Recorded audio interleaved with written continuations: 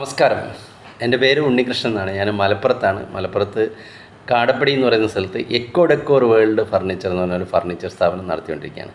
നമ്മളിന്ന് ഈ സിന്തറ്റിക് വുഡുകൾ, അതായത് നമുക്ക് എൻജിനീയറിംഗ് വൈദഗ്ധ്യം കൊണ്ട് ഇന്ന് ഒരുപാട് മരങ്ങൾ, സിന്തറ്റിക് ആയിട്ടുള്ള മരങ്ങൾ ഇന്ന് മാർക്കറ്റിൽ അവൈലബിൾ ആണ്. നമ്മളെ ഫർണിച്ചറുകൾ ഉണ്ടാക്കാൻ വേണ്ടിയിട്ട് നമ്മളെ പരമ്പരാഗതമായിട്ടുള്ള സോളിഡ് വുഡിനെ തേക്ക് അല്ലെങ്കിൽ പ്ലാവ് അല്ലെങ്കിൽ അക്കേഷ്യ, റബ്ബ് വുഡ് ഇങ്ങനെയുള്ള മരങ്ങൾക്ക് പകരം ഇന്ന് ഒരുപാട് ഫർണിച്ചറുകൾ ഇന്ന് ഈ സിന്തറ്റിക് വുഡുകളെ കൊണ്ട് ഉണ്ടാക്കുന്നുണ്ട്. അപ്പോൾ അത് എന്തൊക്കെയാണ്, ഇതിൽ ഏതൊക്കെ വുഡുകളാണ് നമുക്ക് എന്തൊക്കെ ആവശ്യങ്ങൾക്കാണ് നമുക്ക് ഉപയോഗിക്കാൻ ഏറ്റവും സ്യൂട്ടബിൾ. അപ്പോൾ നമുക്ക് പല ആൾക്കാരും നമ്മളോട് ചോദിക്കാറുണ്ട്, എനിക്ക് ഇന്ന ആവശ്യങ്ങളാണുള്ളത്, അപ്പോൾ ഞാനതിൽ ഏത് വുഡാണ് ഞാൻ തിരഞ്ഞെടുക്കുന്നതെന്ന് പല ആൾക്കാർക്കും കൺഫ്യൂഷൻ കാണാറുണ്ട്. അപ്പോൾ അതിനെക്കുറിച്ചൊന്ന് സംസാരിക്കാൻ കരുതി. അപ്പോൾ ഈ സിന്തറ്റിക് വുഡുകളെ കുറിച്ച് പറയുകയാണെന്നുവെച്ചെങ്കിൽ, സിന്തറ്റിക് വുഡുകൾ ഇന്നിപ്പോൾ പരമ്പരാഗത മരങ്ങളെ ഒരു പരിധിവരെ റീപ്ലേസ് ചെയ്തിട്ടുണ്ട്. അപ്പോൾ ഇതിൻ്റെ പരമ്പരാഗത മരങ്ങൾ എന്ന് വെച്ചിട്ടുണ്ടെങ്കിൽ അതിൽ നമുക്ക് പണിയാനും അത് പിന്നെ ഫിനിഷ് ചെയ്ത് പോളിഷ് ചെയ്തൊക്കെ എടുക്കാനും ഒരുപാട് ലേബറും കാര്യങ്ങളൊക്കെ നമുക്ക് വരുന്നുണ്ട്. പക്ഷേ ഈ സിന്തറ്റിക് ബോർഡുകൾ അല്ലെങ്കിൽ സിന്തറ്റിക് വുഡ് എന്ന് പറയുന്നത് അത് ഫാക്ടറിയിൽ നിന്ന് തന്നെ ഫിനിഷിങ്ങോട് കൂടിയിട്ടാണ് അത് വരുന്നത്. അപ്പോൾ പ്രത്യേകിച്ച് പിന്നെ ഒരു പോളിഷിങ്ങിൻ്റെയോ അല്ലെങ്കിൽ നമുക്കൊന്ന് മിനുക്കി നന്നാക്കേണ്ടയോ ഒന്നും ആവശ്യം വരുന്നില്ല. ആ ബോർഡുകൾ നമ്മൾ കട്ട് ചെയ്യുക, ഫിക്സ് ചെയ്യുക, അത് നമുക്ക് ഫർണിച്ചറായിട്ട് ഉപയോഗിച്ച് തുടങ്ങാൻ പറ്റും. ഓക്കെ. അപ്പോൾ അതിൽ നമ്മൾ പ്രധാനമായിട്ടും ഇന്നിപ്പോൾ 6 ടൈപ്പ് സിന്തറ്റിക് വുഡുകളാണ് നമുക്കുള്ളത്. അതിൽ ഏറ്റവും പോപ്പുലർ ആയിട്ടുള്ളത് പാർട്ടിക്കിൾ ബോർഡാണ്. അപ്പോൾ പാർട്ടിക്കിൾ ബോർഡ് എന്ന് പറഞ്ഞാൽ ഇന്നിപ്പോൾ ഏറ്റവും മോസ്റ്റ് പോപ്പുലർ ആയിട്ടുള്ള ഒരു സിന്തറ്റിക് വുഡാണ് പാർട്ടിക്കിൾ ബോർഡ്. അപ്പോൾ നമുക്ക് ആദ്യം എന്തുകൊണ്ടൊക്കെയാണ് ഉണ്ടാക്കുന്നത്, ഇതിൻ്റെ ബെനിഫിറ്റുകൾ എന്തൊക്കെ, ഇതിൻ്റെ ദൂഷ്യഫലങ്ങൾ എന്തൊക്കെ എന്ന് ഓരോ ബോർഡിനെ കുറിച്ച് നമുക്ക് സംസാരിക്കുമ്പോൾ പറയാം. ഓക്കെ. അപ്പോൾ ഈ പാർട്ടിക്കിൾ ബോർഡ് ആദ്യം തന്നെ നമുക്ക് അത് ഉണ്ടാക്കുന്നത് വുഡിൻ്റെ ചിപ്പുകൾ. നമുക്കിപ്പോൾ റബ്ബ് വുഡ്, ഇപ്പോൾ നമ്മൾ പാലെടുത്തൊക്കെ വറ്റിയ റബ്ബറിൻ്റെ മരം ഉണ്ടല്ലോ, അത് ചെറിയ ചെറിയ ചിപ്സുകളാക്കിയിട്ട് അല്ലെങ്കിൽ അതിൻ്റെ ഉണങ്ങിയ വേരുകൾ ചെറിയ ചെറിയ ചിപ്സുകളാക്കി അത് സോഡസ്റ്റ്, നമ്മളെ ഈർച്ചമില്ലിലെ പൊടി സോഡസ്റ്റ്, ഇതും പിന്നെ പശകളും സിന്തറ്റിക് റെസിനും ഇതെല്ലാം പാടെ ശരിക്കും മിക്സ് ചെയ്തിട്ട്, നമ്മളെ കോൺക്രീറ്റ് മിക്സ് ചെയ്യുന്ന പോലെ മിക്സ് ചെയ്തിട്ട് പിന്നെ കംപ്രസ് ചെയ്തിട്ട് അതിൻ്റെ മേലൊരു ലാമിനേറ്റിംഗ് പേപ്പറൊക്കെ വെച്ചിട്ട് അത് ചൂടാക്കി എടുക്കുന്നത്, കേക്ക് പോലെ കംപ്രസ് ചെയ്ത് എടുക്കുന്നതാണ് ഈ പാർട്ടിക്കിൾ ബോർഡ് എന്ന് പറയുന്നത്. അപ്പോൾ പാർട്ടിക്കിൾ ബോർഡിൻ്റെ എവിടെയൊക്കെയാണ് നമുക്ക് എന്തൊക്കെ നമുക്ക് പാർട്ടിക്കിൾ ബോർഡ് ഉണ്ടാക്കാൻ പറ്റും? സ്റ്റഡി ടേബിളുകൾ ഉണ്ടാക്കാം, പിന്നെ അലമാരകൾ ഉണ്ടാക്കാം, പിന്നെ ബെഡ്റൂം സെറ്റുകൾ ഉണ്ടാക്കാം, പിന്നെ ഓഫീസ് ഫർണിച്ചറുകളും മോഡുലാർ കിച്ചൺ ക്യാബിനറ്റുകളൊക്കെ ഉണ്ടാക്കാൻ വേണ്ടിയിട്ട് ഇന്ന് പാർട്ടിക്കിൾ ബോർഡ് ധാരാളമായിട്ട് ഉപയോഗിക്കുന്നുണ്ട്. അപ്പോൾ ഇതിൻ്റെ ഒരു അഡ്വാൻറ്റേജ് എന്തൊക്കെയാണ്, ഇതിൻ്റെ ബെനിഫിറ്റുകൾ എന്തൊക്കെയാണെന്ന് പറയുമ്പോൾ നമുക്ക് ഇത് ബഡ്ജറ്റ് ഫ്രണ്ട്ലിയാണ്. ഇത് നമുക്ക് താങ്ങാവുന്ന വിലയിലാണ് പാർട്ടിക്കിൾ ബോർഡിൻ്റെ ഫർണിച്ചറുകൾ വരുന്നത്. പിന്നെ വെയിറ്റ് സാധാരണ സോളിഡ് വുഡിനെ താരതമ്യം ചെയ്ത് നോക്കുമ്പോൾ ഇതിന് വെയിറ്റ് കുറവാണ്. പിന്നെ അങ്ങോട്ടും ഇങ്ങോട്ടൊക്കെ നീക്കി വെക്കാനൊക്കെ പാർട്ടിക്കിൾ ബോർഡിൻ്റെ ഫർണിച്ചറുകൾ വളരെ ഈസിയാണ്. സോളിഡ് വുഡിന് അത്ര ഹെവി ആയിട്ട് വരുന്നില്ല ഇത്.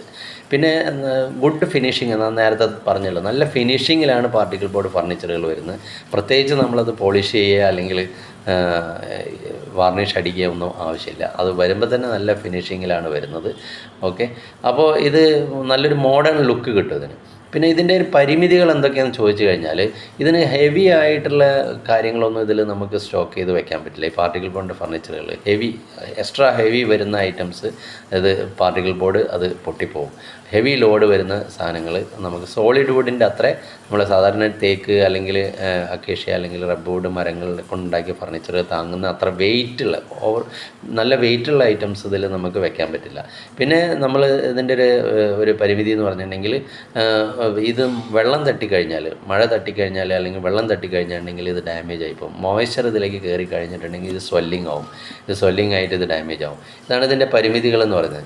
അപ്പോൾ ഇതിന് എവിടെയൊക്കെയാണ് നമുക്ക് യൂസ് ചെയ്യുന്നത് വെച്ചിട്ടുണ്ടെങ്കിൽ, നമ്മൾ അധികം ഉപയോഗമില്ലാത്ത ഫർണിച്ചറുകൾ ഉണ്ടല്ലോ, എപ്പോഴും നമ്മൾ ഹെവി ആയിട്ട് ഉപയോഗിക്കാത്ത ഫർണിച്ചറുകളൊക്കെ ഉണ്ടാക്കാൻ വേണ്ടിയിട്ട് നമുക്ക് പാർട്ടിക്കിൾ ബോർഡ് ഉപയോഗിക്കാം. പിന്നെ രണ്ടാമത്തെ കാറ്റഗറിയിൽ വരുന്നത് MDF ആണ്. MDF എന്ന് പറഞ്ഞിട്ടുണ്ടെങ്കിൽ മീഡിയം ഡെൻസിറ്റി ഫൈബർ ബോർഡ് എന്നാണ് ഇതിന് പറയുക. അപ്പോൾ ഇതെങ്ങനെയാണ് ഉണ്ടാക്കുന്നതെന്ന് വെച്ചിട്ടുണ്ടെങ്കിൽ മരത്തിൻ്റെ ഫൈബറുകൾ പശയുമായിട്ട് റെസിനായിട്ട് നമ്മൾ നേരത്തെ സെയിം റെസിൻ തന്നെ റെസിനായിട്ട് മിക്സ് ചെയ്തിട്ട് കംപ്രസ് ചെയ്തിട്ട് ഫൈബറുകൾ കംപ്രസ് ചെയ്തിട്ട് ഒരു മീഡിയം പ്രഷറിലും മീഡിയം ടെമ്പറേച്ചറിലും കംപ്രസ് ചെയ്തിട്ട് ഉണ്ടാക്കുന്ന ബോർഡുകളാണ് MDF എന്ന് പറയുന്നത്. അപ്പോൾ MDF എവിടെയൊക്കെ നമുക്ക് യൂസ് ചെയ്യാമെന്ന് വെച്ചിട്ടുണ്ടെങ്കിൽ വാതിലുകൾ നമുക്ക് ഡെക്കറേറ്റീവ് നല്ല കാണാൻ ഭംഗിയുള്ള ഡോറുകളൊക്കെ ഉണ്ടാക്കാൻ വേണ്ടിയിട്ട് MDF യൂസ് ചെയ്യുന്നുണ്ട്. പിന്നെ CNC ഡിസൈൻ പാനലുകൾ ഉണ്ടാക്കാൻ വേണ്ടിയിട്ട്, പിന്നെ ചുമരുകൾ ഡെക്കറേറ്റ് ചെയ്യാൻ വേണ്ടിയിട്ട്, ചുമരുകൾ ഇപ്പോൾ നമ്മൾ പ്ലാസ്റ്ററിങ്ങിൻ്റെ മേലെ ഡെക്കറേറ്റ് ചെയ്യാൻ വേണ്ടിയിട്ട് MDF ഉപയോഗിക്കുന്നുണ്ട്. പിന്നെ കട്ടിലുകൾ ഉണ്ടാക്കാൻ വേണ്ടിയിട്ട്, TV യൂണിറ്റുകൾ ഉണ്ടാക്കാൻ വേണ്ടിയിട്ട്, TV സ്റ്റാൻഡ് പോലുള്ള സംഭവങ്ങൾ ഉണ്ടാക്കാൻ വേണ്ടിയിട്ട്, പിന്നെ അതുപോലെ മോഡുലാർ കിച്ചൻ്റെ ക്യാബിനറ്റുകൾ ഉണ്ടാക്കാൻ വേണ്ടിയിട്ടൊക്കെയാണ് MDF ഉപയോഗിക്കുന്നത്. അപ്പോൾ ഇതിൻ്റെ എന്തൊക്കെയാണ് ഇതിൻ്റെ മെച്ചങ്ങൾ ചോദിച്ചു കഴിഞ്ഞിട്ടുണ്ടെങ്കിൽ, സ്മൂത്ത് സർഫേസ് ആയിരിക്കും, നല്ല സ്മൂത്ത് ആയിട്ടുള്ള സർഫേസ് ആയിരിക്കും, ഇതിൻ്റെ പ്രതലം വളരെയധികം മിനുസമുള്ളതായിരിക്കും. പിന്നെ നമുക്ക് വേണമെങ്കിൽ അഡീഷണലായിട്ട് പെയിൻറ്റിങ് വേണമെങ്കിൽ ചെയ്യാം, ലാമിനേഷനൊക്കെ വേണമെങ്കിൽ നമുക്ക് എക്സ്ട്രാ വേണമെങ്കിൽ ചെയ്യാം. പിന്നെ ഇത് വളഞ്ഞിട്ടുള്ള ഫർണിച്ചറുകളൊക്കെ ഉണ്ടാക്കാൻ വേണ്ടിയിട്ട് MDF ഉപയോഗിക്കുന്നത്. ഡിസൈൻ വർക്കിനൊക്കെയാണ് MDF അധികമായിട്ട് ഉപയോഗിക്കുന്നത്.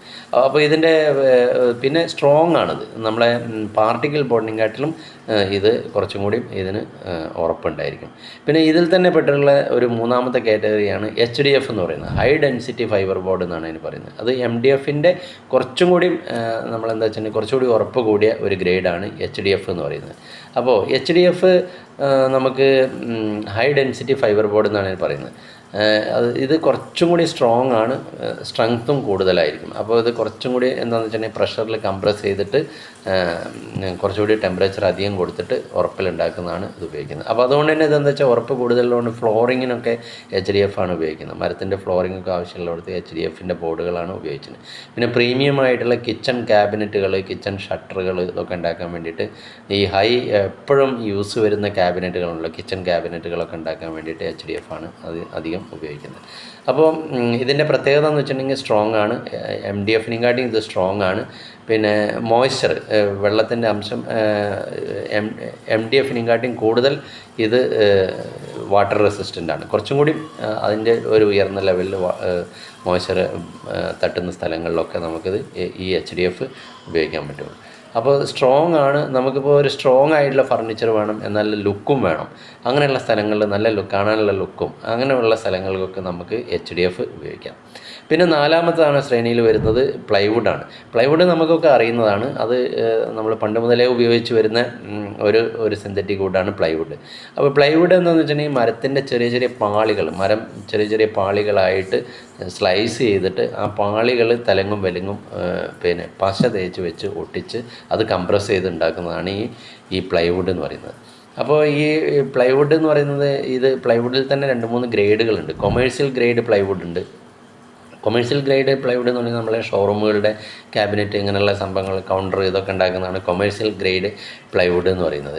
പിന്നെ അതിൽ വാട്ടർ പ്രൂഫ് പ്ലൈവുഡ് ഉണ്ട്. വാട്ടർ പ്രൂഫ് പ്ലൈവുഡാണ് നമുക്ക് ഡൈനിങ് ടേബിൾ, വെള്ളം തട്ടിയാലും ഒരു കുഴപ്പമില്ലാത്ത വെള്ളത്തിനെ പ്രതിരോധിക്കാൻ ശേഷിയുള്ള പ്ലൈവുഡ് ഉണ്ട്, അതാണ് വാട്ടർ പ്രൂഫ് പ്ലൈവുഡ്. പിന്നെ മൂന്നാമത്തെ തരത്തിൽ പ്ലൈവുഡ് പെട്ടുള്ള മൂന്നാമത്തെ ഒരു ഗ്രേഡ് എന്ന് പറഞ്ഞാൽ മെറൈൻ പ്ലൈവുഡാണ്. മെറൈൻ പ്ലൈവുഡ് എന്ന് പറഞ്ഞാൽ ഉപ്പ് വെള്ളത്തിനെ വരെ റെസിസ്റ്റ് ചെയ്യാൻ സ്ട്രെങ്ത് ഉള്ളതാണ് ഈ മെറൈൻ പ്ലൈവുഡ്. നമ്മുടെ ബോട്ടുകൾ, യാച്ചുകൾ ഒക്കെ ഉണ്ടാക്കാൻ വേണ്ടിയിട്ട് മെറൈൻ പ്ലൈവുഡാണ് ഉപയോഗിക്കുന്നത്. ഇപ്പോൾ കടലിലേക്കൊക്കെ ഉപ്പുവെള്ളമാണല്ലോ, അപ്പോൾ അവിടേക്ക് ഉള്ള ബോട്ടുകൾ, കടലിലൊക്കെ ഉപയോഗിക്കുന്ന ബോട്ടുകളൊക്കെ ഉണ്ടാക്കാൻ വേണ്ടിയിട്ട് മെറൈൻ പ്ലൈവുഡാണ് ഉപയോഗിക്കുന്നത്. അപ്പോൾ ഇത് പിന്നെ നമ്മളെ വീടുകളിലേക്ക് വരുമ്പോൾ നമ്മൾ കിച്ചൺ ക്യാബിനറ്റ് ഉണ്ടാക്കാൻ വേണ്ടിയിട്ട്, പിന്നെ കട്ടിലുകൾ ഉണ്ടാക്കാൻ വേണ്ടിയിട്ട്, സോഫയുടെ ഫ്രെയിമൊക്കെ ഉണ്ടാക്കാൻ വേണ്ടിയിട്ട് ഒക്കെ നമ്മൾ എന്തായാലും പ്ലൈവുഡാണ് ഉപയോഗിക്കുന്നത്. പിന്നെ ഡൈനിങ് ടേബിളുകൾ ഒക്കെ വാട്ടർ പ്രൂഫ് പ്ലൈവുഡാണ് ഡൈനിങ് ടേബിളുകളൊക്കെ ഉണ്ടാക്കാൻ വേണ്ടിയിട്ട് ഉപയോഗിക്കുന്നത്. അപ്പോൾ ഇതിൻ്റെ പ്രത്യേകതകൾ, ഇതിൻ്റെ നേട്ടങ്ങൾ എന്തൊക്കെ, മെച്ചങ്ങൾ എന്തൊക്കെയാണെന്ന് ചോദിച്ചു കഴിഞ്ഞാൽ very strong and long last. ഇത് ഒരുപാട് നല്ല സ്ട്രോങ് ആണ്, കുറേ കാലം നിൽക്കുകയും ചെയ്യും പ്ലൈവുഡ്. ഈ പ്ലൈവുഡിൻ്റെ ഫർണിച്ചറുകൾ MDFനെയും HDFനെയും പാർട്ടിക്കിൾ ബോർഡിനെയൊക്കെ കമ്പയർ ചെയ്യുമ്പോൾ ഇത് കുറേ സ്ട്രോങ് ആണ്, പിന്നെ കുറേ കാലം നിൽക്കുകയും ചെയ്യും. പിന്നെ മോയ്സ്ചർ വല്ലാതെ കയറി പിടിക്കില്ല. MDFിൻ്റെയോ അല്ലെങ്കിൽ പാർട്ടിക്കിൾ ബോർഡിൻ്റെ മാതിരി മോയ്സ്ചർ കയറി ഡാമേജ് ആവാനുള്ള സാധ്യത വളരെ കുറവാണ്. പിന്നെ എന്താണെന്ന് വെച്ചിട്ടുണ്ടെങ്കിൽ ഹെവി ലോഡ് ഫർണിച്ചറുകൾക്കാണ് നമ്മളിത് ഉപയോഗിക്കുന്നത്. ഓക്കെ, അപ്പോൾ ഇതിൻ്റെ പിന്നെ പരിമിതികൾ എന്തൊക്കെയാണെന്ന് ചോദിച്ചാൽ വില, ഓഫ് കോഴ്സ് ഇത് വില കൂടുതലാണ്. നമ്മൾ പാർട്ടിക്കിൾ ബോർഡിനെ കാട്ടിയും MDFിനെയും കാട്ടിയും HDFിനെയും കാട്ടിയും ഒക്കെ വില കൂടുതലാണ് നമ്മളുടെ ഈ പ്ലൈവുഡുകൾ. പിന്നെ അഞ്ചാമത്തെ കാറ്റഗറിയിൽ നമ്മൾ പഠിക്കുന്നത് WPC എന്ന് പറയുന്ന ബോർഡാണ്. WPC എന്ന് പറഞ്ഞിട്ടുണ്ടെങ്കിൽ വുഡ് പ്ലാസ്റ്റിക് കോമ്പോസിറ്റ് എന്നാണ് ആ ബോർഡിന് പറയുന്നത്. അപ്പോൾ ഇതെന്താണെന്ന് വെച്ചിട്ടുണ്ടെങ്കിൽ വുഡിൻ്റെ പൗഡറും പിന്നെ അതുപോലെ മരത്തിൻ്റെ പൗഡറും അതുപോലെ പ്ലാസ്റ്റിക്കിൻ്റെ പൗഡറും പോളിമർ പൗഡറും ഇത് രണ്ടും പാടെ മിക്സ് ചെയ്തിട്ട് മരത്തിൻ്റെയും പ്ലാസ്റ്റിക്കിൻ്റെയും ഒരു കോമ്പിനേഷനിൽ വരുന്ന ബോർഡാണ് ഈ WPC എന്ന് പറയുന്നത്. അപ്പോൾ ഇത് എവിടെയൊക്കെയാണ് ഉപയോഗിക്കുന്നത് ചോദിച്ചു കഴിഞ്ഞാൽ ഔട്ട്ഡോർ ഫർണിച്ചറുകൾ, നമ്മൾ പുറമേയൊക്കെ ഇടാൻ ഉപയോഗിക്കുന്ന വെള്ളമൊക്കെ തട്ടുന്ന മോയ്സ്ചർ തട്ടുന്ന സ്ഥലങ്ങളിലൊക്കെ ഉള്ള ഫർണിച്ചറുകൾ ഉണ്ടാക്കാൻ വേണ്ടിയിട്ട് WPC ആണ് ഉപയോഗിക്കുന്നത്. ബാത്റൂമിൻ്റെ ക്യാബിനറ്റുകൾ, ബാത്റൂമിൻ്റെ ഉള്ളിൽ വരുന്ന ക്യാബിനറ്റുകൾ ഉണ്ടാക്കാൻ വേണ്ടിയിട്ട്, പിന്നെ ബാത്റൂമിൻ്റെ നമ്മുടെ ഡോറിൻ്റെ ഫ്രെയിമുകളൊക്കെ ഉണ്ടല്ലോ, ഫ്രെയിമുകളൊക്കെ ഉണ്ടാക്കാൻ വേണ്ടിയിട്ടൊക്കെ WPC ആണ് ഉപയോഗിക്കുന്നത്. അപ്പോൾ ഇതിൻ്റെ പ്രത്യേകത മെച്ചം എന്താണെന്ന് വെച്ചിട്ടുണ്ടെങ്കിൽ 100% വാട്ടർ പ്രൂഫാണ്. വെള്ളം ഇതിലേക്ക് തീരെ കയറി ചെല്ലില്ല, ചെതൽ കയറില്ല, ടെർമൈറ്റ് പ്രൂഫാണ്. പിന്നെ ഒരുപാട് കാലം നല്ല സ്ട്രോങ്ങുമാണ്, കുറേ കാലം നിൽക്കും, ഹെവി വെയിറ്റുമാണ് ഉള്ളൊരു സംഭവമാണ് ഈ WPC എന്ന് പറയുന്നത്. പക്ഷേ ഇത് എക്സ്പെൻസീവാണ്, കുറച്ച് ചിലവ് കൂടിയതാണ്. ഈ WPC ബോർഡുകൾ എന്ന് പറഞ്ഞിട്ടുണ്ടെങ്കിൽ കുറച്ച് ചിലവ് കൂടിയതാണ്. അപ്പോൾ ഇത് നമുക്ക് വെറ്റ് ഏരിയാസ്, നനവുള്ള ഏരിയകളിൽ, പിന്നെ പുറമെയുള്ള ഫർണിച്ചറുകൾ, വീടിൻ്റെ പുറമേക്കാണ് നമ്മൾ ഇടുന്ന ഫർണിച്ചറുകളൊക്കെ ഉണ്ടാക്കാൻ വേണ്ടിയിട്ട് WPC ബോർഡുകൾ ഉപയോഗിക്കാം. പിന്നെ അതിൽ ഏറ്റവും ലാസ്റ്റിൽ വരുന്ന ആറാമത്തെ എന്ന് പറഞ്ഞാൽ PVC ബോർഡുകളാണ് വരുന്നത്. PVC ബോർഡ് എന്ന് പറഞ്ഞിട്ടുണ്ടെങ്കിൽ ഇത് ഫുള്ളി പ്ലാസ്റ്റിക്കാണ്, പോളിവിനൈൽ ക്ലോറൈഡാണ് ഇതിൽ ഉപയോഗിച്ചിരിക്കുന്നത്, PVC ബോർഡുകളാണ്. അപ്പോൾ ഇത് ബഡ്ജറ്റ് ഫ്രണ്ട്ലിയാണ്, പക്ഷേ ഉറപ്പ് WPCയുടെ അത്ര കിട്ടില്ല. ഇതിന് വില കുറവാണ് ഈ PVC ബോർഡുകൾക്ക്, പക്ഷേ WPCയുടെ അത്ര ഉറപ്പ് കിട്ടില്ല. ഇത് ബാത്റൂമിൻ്റെ ക്യാബിനറ്റുകളൊക്കെ ഉണ്ടാക്കാൻ വേണ്ടിയിട്ട്, ബാത്റൂമിലൊക്കെ എപ്പോഴും നനവ് വരുമല്ലോ, പിന്നെ ബാത്റൂമിൻ്റെ ഡോറുകൾക്ക് വേണ്ടിയിട്ട് ഒക്കെ PVC ബോർഡുകളാണ് ഉപയോഗിക്കുന്നത്. അപ്പോൾ ഇതിൻ്റെ മെച്ചം എന്തൊക്കെയാണെന്ന് പറഞ്ഞാൽ 100% വാട്ടർ പ്രൂഫാണ്, വെള്ളം തീരെ കയറില്ല, പിന്നെ ടെർമൈറ്റ് പ്രൂഫ്, ചതൽ കയറില്ല. പിന്നെ അതുപോലെ പക്ഷേ ഇതിൻ്റെ ഒരു പരിമിതി എന്താണെന്ന് വെച്ചിട്ടുണ്ടെങ്കിൽ WPCൻ്റെ അത്ര ഉറപ്പ് കുറവാണ്. ഓക്കെ, അപ്പോൾ ഇത്രയും ബോർഡുകളാണ് ഇപ്പോൾ നമ്മൾ സാധാരണയായിട്ട് നമ്മൾ ഈ സിന്തറ്റിക് വുഡുകളിൽ നമ്മൾ ഫർണിച്ചറുകൾ ഉണ്ടാക്കാൻ വേണ്ടി ഉപയോഗിക്കുന്ന ബോർഡുകളാണ്. അപ്പോൾ ഇതിൽ നമ്മൾ ചുരുക്കി പറഞ്ഞു കഴിഞ്ഞിട്ടുണ്ടെങ്കിൽ ഇതൊക്കെ എൻജിനീയറിംഗ് വൈദഗ്ധ്യം കൊണ്ട് ഉണ്ടാക്കിയിട്ടുള്ള വുഡുകളാണ്. ഇതൊക്കെ നമ്മളുടെ പരമ്പരാഗതമായിട്ടുള്ള മരത്തിനെ റീപ്ലേസ് ചെയ്യാൻ വേണ്ടിയിട്ട് ഉണ്ടാക്കിയിട്ടുള്ള വുഡുകളാണ്. അപ്പോൾ ഇതൊക്കെ എന്ന് വെച്ചിട്ടുണ്ടെങ്കിൽ നമുക്ക് ഇത് എന്തിനാന്ന് വെച്ചിട്ടുണ്ടെങ്കിൽ പാർട്ടിക്കിൾ ബോർഡാണെന്ന് വെച്ചെങ്കിൽ നമുക്ക് ഇപ്പോൾ നമ്മൾ ഒന്നുകൂടി കൺക്ലൂഡ് ചെയ്ത് പറയുകയാണെങ്കിൽ പാർട്ടിക്കിൾ ബോർഡ് നമുക്ക് സ്റ്റഡി ടേബിൾ, അലമാരകൾ ഉണ്ടാക്കാൻ വേണ്ടിയിട്ട്, MDF എന്ന് പറഞ്ഞിട്ടുണ്ടെങ്കിൽ CNC കട്ടിങ്, അതുപോലെ ഡിസൈൻ ഫർണിച്ചറിനൊക്കെ വേണ്ടിയിട്ട്, MDF എന്ന് പറഞ്ഞിട്ടുണ്ടെങ്കിൽ പ്രീമിയം ക്യാബിനറ്റുകൾക്ക്, ഫ്ലോറിങ്ങിന് വേണ്ടിയിട്ടൊക്കെയാണ് ഉപയോഗിക്കുന്നത്. പ്ലൈവുഡ് എന്ന് പറഞ്ഞിട്ടുണ്ടെങ്കിൽ ഹെവി ഫർണിച്ചറുകൾ ഉണ്ടാക്കാൻ വേണ്ടിയിട്ട്, നമ്മുടെ പിന്നെ അതുപോലെ വാട്ടർ പ്രൂഫ് ഫർണിച്ചറുകൾ ഉണ്ടാക്കാൻ വേണ്ടിയിട്ട്, അതുപോലെ മെറൈൻ പ്ലേ കാണിച്ച് കടലിലെ നമ്മൾ ബോട്ട് ഒക്കെ ഉണ്ടാക്കാൻ വേണ്ടിയിട്ട് ഉപയോഗിക്കുന്നു. WPC എന്ന് പറഞ്ഞിട്ടുണ്ടെങ്കിൽ 100% വാട്ടർ പ്രൂഫ് ആയിട്ടുള്ള സ്ഥലങ്ങളിൽ ഉപയോഗിക്കുന്ന ഫർണിച്ചറുകൾ ഉണ്ടാക്കാൻ വേണ്ടിയിട്ട്. പിന്നെ PVC ആണെങ്കിൽ ലോ ബഡ്ജറ്റ് വാട്ടർ പ്രൂഫിംഗ് ആയിട്ടുള്ള ബോർഡാണ്. അപ്പോൾ ഇത് എന്താണെന്ന് വെച്ചിട്ടുണ്ടെങ്കിൽ ചീപ്പാണ്. ഈ എൻജിനീയറിംഗ് വുഡുകൾ എന്ന് പറഞ്ഞിട്ടുണ്ടെങ്കിൽ ഇതൊക്കെ ചീപ്പ് ആൾട്ടർനേറ്റീവാണ്. അതുകൊണ്ടാണ് വെച്ചിട്ടുണ്ടെങ്കിൽ മോഡേൺ സൊല്യൂഷനാണ്. പെട്ടെന്ന് ഇതുകൊണ്ട് നമുക്ക് പണിയെടുക്കാൻ പറ്റും. പ്രത്യേകിച്ച് പോളിഷിങ്ങോ അല്ലെങ്കിൽ ഫിനിഷിങ്ങിൻ്റെയോ ഒന്നും ആവശ്യമില്ല. അപ്പോൾ ഇതൊക്കെയാണ് നമ്മൾ സിന്തറ്റിക് വുഡുകളെക്കുറിച്ച് നമ്മൾ പഠിക്കേണ്ട കാര്യങ്ങൾ. അപ്പോൾ ഇത് നമ്മളുടെ ആവശ്യത്തിനനുസരിച്ച് നമ്മളുടെ വീട്ടിൽ നമ്മളുടെ ഏരിയ എങ്ങനെയാണ്, അപ്പോൾ എന്തൊക്കെ ഫർണിച്ചറുകളാണ് നമ്മൾ ഏതൊക്കെ ഏരിയകളിലാണ് ഇത് വേണ്ടതെന്നുള്ളത് നമുക്ക് സെലക്ട് ചെയ്തിട്ട് നമുക്കിതിൽ ഏറ്റവും സ്യൂട്ടബിളായിട്ടുള്ള ബോർഡ് നമുക്ക് സെലക്ട് ചെയ്യാം. Okay, thank you friends, thank you.